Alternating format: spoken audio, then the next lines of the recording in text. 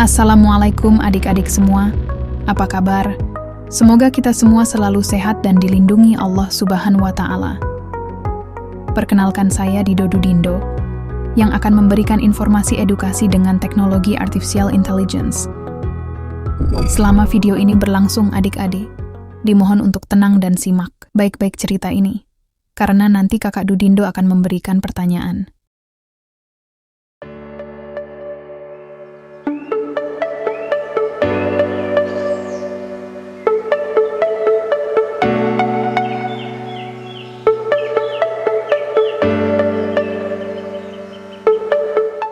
Adik-adik semua, apa kabar?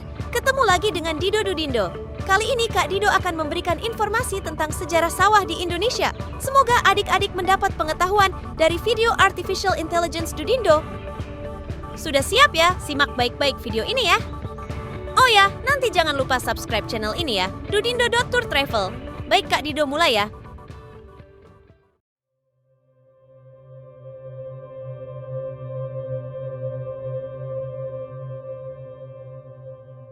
Sebuah pemandangan megah membentang di hadapan kita, dengan sawah-sawah yang menghijau terbentang sejauh mata memandang. Namun, untuk memahami sejarah lengkap tentang sawah di beberapa wilayah adat di Indonesia, kita perlu memulai perjalanan ini dari zaman dahulu kala. Pada zaman prasejarah, manusia pertama kali mulai memahami konsep bercocok tanam. Mereka belajar untuk menanam tanaman di lahan-lahan yang subur dan menemukan bahwa air adalah faktor penting untuk pertumbuhan tanaman. Inilah awal dari pengembangan sistem pertanian di wilayah-wilayah adat di Indonesia.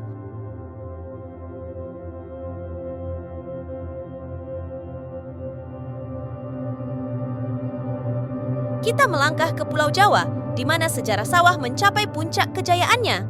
Pada masa Kerajaan Majapahit, abad ke-13 hingga ke-16, sistem pertanian sawah terorganisir dengan baik.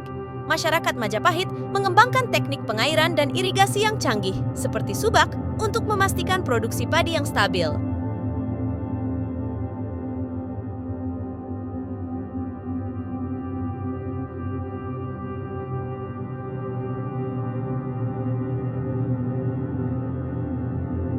Perjalanan kita melanjutkan ke Pulau Bali, di mana sistem subak menjadi kunci dari keberhasilan pertanian sawah.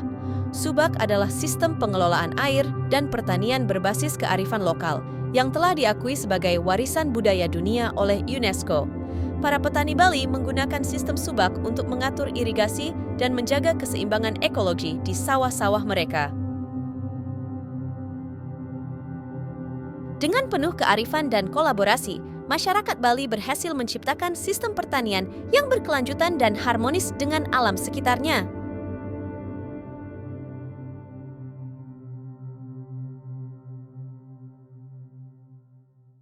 Di Pulau Sumatera, di mana kita menemukan sistem pertanian sawah yang berbeda. Di daerah Minangkabau, terdapat sistem pertanian bergilir yang dikenal dengan nama Koto Piliang. Masyarakat Minangkabau menggunakan sistem ini untuk memaksimalkan penggunaan lahan dan meminimalkan risiko kegagalan panen.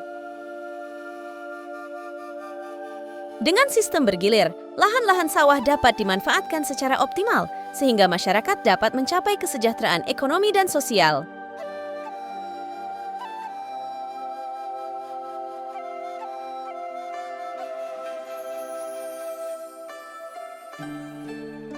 Perjalanan kita tak berhenti di Sumatera, melainkan berlanjut ke Pulau Sulawesi.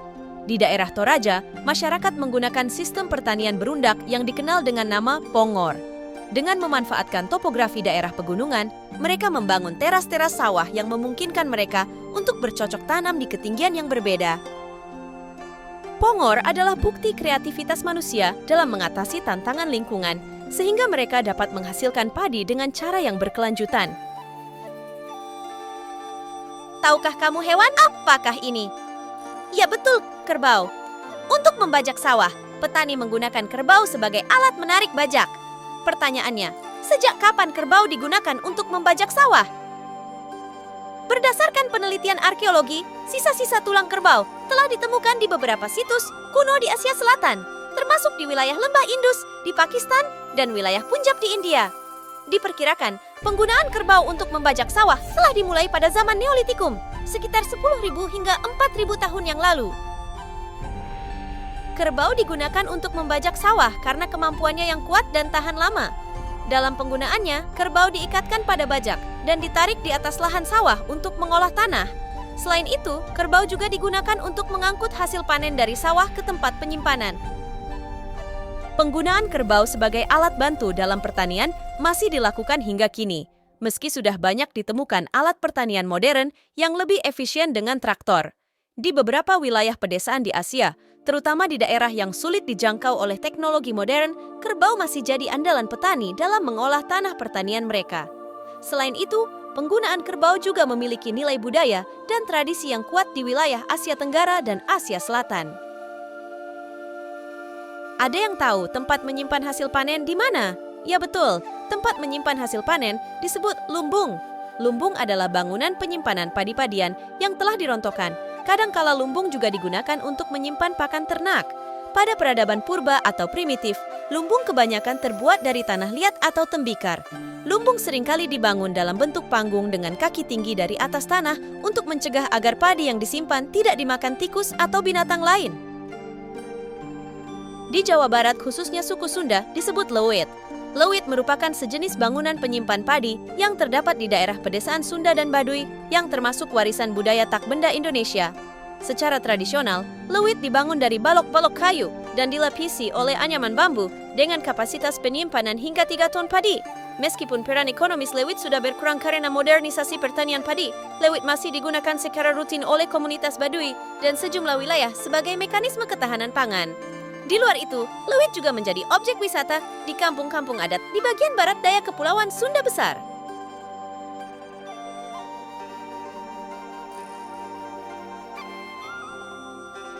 Ini adalah alat pemisah gabah dengan kulitnya atau merang. Lesung adalah alat tradisional dalam pengolahan padi atau gabah menjadi beras. Fungsi alat ini memisahkan kulit gabah, sekam atau merang dari beras secara mekanik. Lesung atau lumpang terbuat dari kayu berbentuk seperti perahu berukuran kecil dengan panjang sekitar 2 meter, lebar setengah meter, dan kedalaman sekitar 40 cm. Selain lesung untuk menumbuk padi, ternyata jadi alat musik kesenian tradisional loh. Kesenian tradisional ini bisa jadi masih asing bagi sebagian besar masyarakat Indonesia. Namanya gejok lesung. Dalam bahasa Jawa, kata gejok atau kothekan berarti memukul.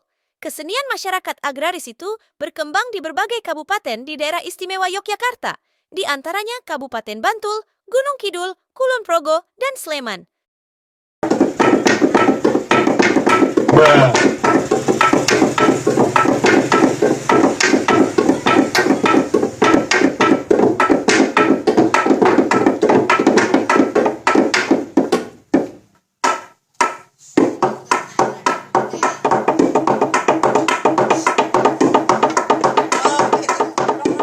Lincah ya Simba?